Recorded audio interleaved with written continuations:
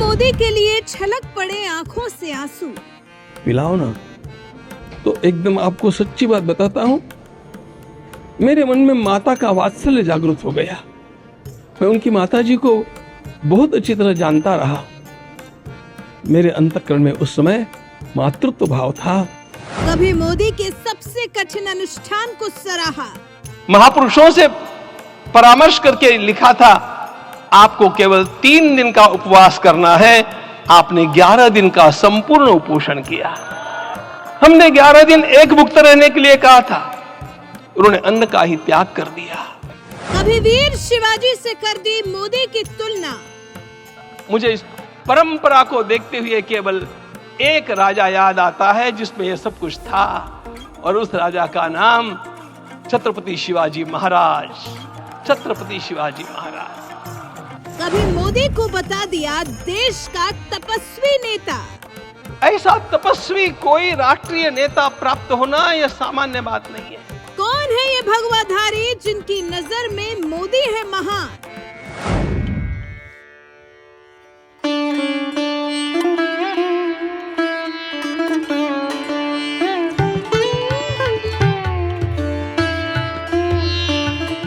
देश की सत्ता संभाल रहे नरेंद्र मोदी कितने बड़े तपस्वी हैं, ये बात रामलला की प्राण प्रतिष्ठा के दौरान एक बार फिर साबित हो गई, जब इस महापूजा में शामिल होने के लिए उन्होंने 11 दिनों का कठिन अनुष्ठान किया। ऐसा अनुष्ठान आजाद भारत के इतिहास में किसी भी प्रधानमंत्री ने नहीं किया था। इसलिए प्राण प्रतिष्ठा के बाद पीएम मोदी का अनुष्ठान तुड़वाने वाले आचार्य गोविंद गिरी ने खुद कहा, ऐसा तपस्वी कोई राष्ट्रीय नेता मिलना कोई सामान्य बात नहीं। नासिक से आरंभ किया, गुरुवायूर गए, श्रीरंगम गए, रामेश्वरम गए, इन सारे स्थानों पर जाकर के वहां के परमाणुओं को लेकर के और पूरी भारत माता के हर कोनों में जाकर के मानो वे निमंत्रण दे रहे थे कि आइए दिव्य आत्माओं, अयोध्या पधारिए और हमारे राष्ट्र को महान बनाने के लिए आशीर्वाद दीजिए। मुझे इस परंपरा को देखते हुए केवल एक राजा याद आता है जिसमें यह सब कुछ था, और उस राजा का नाम छत्रपति शिवाजी महाराज। छत्रपति शिवाजी महाराज। मित्रों, लोगों को पता नहीं है शायद, वे स्वयं जब मल्लिकार्जुन के दर्शन के लिए श्रीशैलम के ऊपर गए, 3 दिन का उपवास किया, 3 दिन शिव मंदिर में रहे, और महाराज ने कहा कि मुझे राज्य नहीं करना है, मुझे संन्यास लेना है। उनके सारे ज्येष्ठ मंत्रियों ने उनको समझाया और लौटा करके लाया कि यह भी आपका कार्य भगवत सेवा ही है। आज हम लोगों को उसी प्रकार के एक महापुरुष ऐसे प्राप्त हुए हैं जिसको भगवती जगदम्बा ने स्वयं हिमालय से लौटा करके भेज दिया कि जाओ भारत माता की सेवा करो। ऐसा तपस्वी कोई राष्ट्रीय नेता प्राप्त होना यह सामान्य बात नहीं है। कौन है भगवाधारी आचार्य गोविंद गिरी, जिनकी नजर में मोदी है महान प्रधानमंत्री? भव्य राम मंदिर में रामलला की प्राण प्रतिष्ठा के बाद चर्चा में आए आचार्य गोविंद गिरी के बारे में आपको बता दें, वो उस राम जन्मभूमि तीर्थ क्षेत्र के 15 सदस्यीय ट्रस्ट का हिस्सा हैं, जिसकी देखरेख में ही राम मंदिर का निर्माण हो रहा है। इस ट्रस्ट में गोविंद आचार्य गिरी को बहुत बड़ी जिम्मेदारी मिली हुई है। वो इस ट्रस्ट में कोषाध्यक्ष है, यानी राम मंदिर निर्माण के लिए जितना भी पैसा खर्च हुआ, चंदे के रूप में जितना भी पैसा आया है, सबकी देखरेख कोषाध्यक्ष आचार्य गोविंद गिरी ही करते हैं। महाराष्ट्र के अहमदनगर में एक मराठी परिवार में जन्मे गोविंद गिरी का असली नाम किशोरजी मदन गोपाल व्यास था। संस्कार टीवी को दिए गए एक इंटरव्यू में गोविंद गिरी बताते हैं, उनके परिवार की 7 से 8 पीढ़ियां भागवत कथा के जरिए सनातन धर्म की सेवा करती आई हैं। वो भी इसी परंपरा को आगे बढ़ा रहे हैं। महज 7 साल की उम्र में घर परिवार छोड़ने वाले गोविंद गिरी ने वैदिक शिक्षा हासिल की और 15 साल की उम्र से ही भागवत कथाएं सुनाना शुरू कर दिया।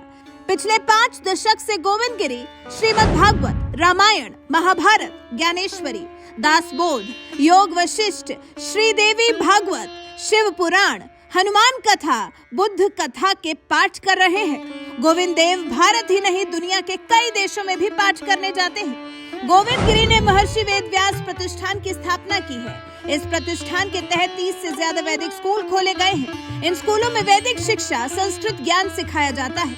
1986 में गोविंद गिरी ने गीता परिवार की भी स्थापना की। इसका उद्देश्य युवाओं में गीता के संस्कार पैदा करना है। 21 राज्यों में फैले गीता परिवार में 5 लाख से ज्यादा बच्चे पढ़ते हैं। आचार्य गोविंद गिरी ने साल 2006 में कांची कामकोटि पीठ के स्वामी जयेंद्र सरस्वती से दीक्षा लेकर संन्यास लिया था। अपने बयानों को लेकर भी आचार्य गोविंद गिरी विवादों में रह चुके हैं। आउटलुक मैगजीन के मुताबिक साल 2017 में उन्होंने कहा था, यूसीसी के लागू होने तक हिंदुओं को कम से कम 4 बच्चे पैदा करने चाहिए, जिससे जनांकिकीय असंतुलन पर लगाम लगाई जा सके। जिन क्षेत्रों में हिंदू आबादी कम हुई, उन क्षेत्रों को भारत ने खो दिया, जिससे जनांकिकीय असंतुलन पैदा हुआ। इसलिए 2 बच्चों की नीति सिर्फ हिंदुओं के लिए ही सीमित नहीं रहनी चाहिए। फिलहाल श्री राम जन्मभूमि तीर्थ क्षेत्र ट्रस्ट में कोषाध्यक्ष की जिम्मेदारी संभाल रहे आचार्य गोविंद गिरी इस बार रामलला की प्राण प्रतिष्ठा के दौरान पीएम मोदी की तारीफ करने की वजह से सुर्खियों में छाए हुए हैं। उन्होंने सार्वजनिक मंच से कहा था कि पीएम मोदी जैसा तपस्वी राष्ट्रीय नेता मिलना कोई सामान्य बात नहीं है। ऐसे भगवाधारी आचार्य के बारे में आपका क्या कहना है? अपनी राय हमें कमेंट कर जरूर बताएं। साथ ही आचार्य गोविंद गिरी ने पीएम मोदी के बारे में और क्या कुछ कहा, आइए आपको सुनाते। मुझे इस बात का आश्चर्य हुआ जब मुझे लगभग 20 दिन पूर्व समाचार मिले कि माननीय प्रधानमंत्री जी को इस प्रतिष्ठा के लिए स्वयं अपने लिए क्या क्या अनुष्ठान करके सिद्ध करना चाहिए स्वयं को, उसकी नियमावली आप लिख करके भेजें। आज मुझे आपको बतलाने समय अंतःकरण गदगद होने की अनुभूति हो रही है। हम लोगों ने महापुरुषों से परामर्श करके लिखा था, आपको केवल 3 दिन का उपवास करना है। आपने 11 दिन का संपूर्ण उपोषण किया। हमने 11 दिन एकभुक्त रहने के लिए कहा था, उन्होंने अन्न का ही त्याग कर दिया। हमने कहा था कि आपको विदेश प्रवास नहीं करना चाहिए, विदेश प्रवास टाल दिया सांसर्गिक देशों के इस दोषों की संभावना के कारण। लेकिन दिव्य देशों का प्रवास ऐसा किया, नासिक से आरंभ किया, गुरुवायूर गए, श्रीरंगम गए, रामेश्वरम गए। इन सारे स्थानों पर जाकर के वहां के परमाणुओं को लेकर के और पूरी भारत माता के हर कोनों में जाकर के मानो वे निमंत्रण दे रहे थे कि आइए दिव्य आत्माओं, अयोध्या पधारिए और हमारे राष्ट्र को महान बनाने के लिए आशीर्वाद दीजिए। मुझे इस परंपरा को देखते हुए केवल एक राजा याद आता है जिसमें यह सब कुछ था, और उस राजा का नाम छत्रपति शिवाजी महाराज। छत्रपति शिवाजी महाराज।